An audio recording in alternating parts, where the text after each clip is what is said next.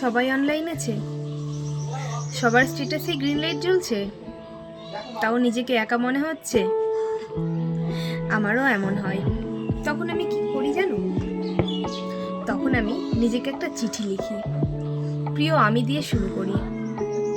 বা কখনো আয়নার সামনে দাঁড়াই, আয়নার সামনে বলি, আমি আছি তো, বিশ্বাস করো। এটা কিন্তু কোনো পাগলামি নয়, এটা একটা থেরাপি।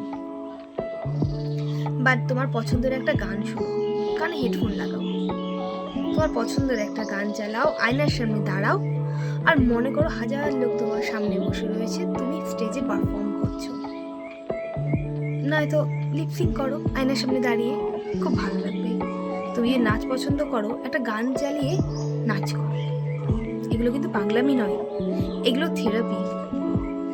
বাইরে যাও, এক প্যাকেট বিস্কুট কিনে একটা কুকুরকে খাওয়াও, দেখবে ও লেজ নাড়বে, খুব ভালো লাগবে তোমার। মন খারাপ যদি হয়, আমার এই ভিডিওটি দেখো, বিশ্বাস করো তুমি দামি, অনেক দামি। আমার এই ভিডিওটি শেয়ার করে তুমি তোমার বন্ধুদেরও মনটা ভালো করে দাও। রাধে রাধে।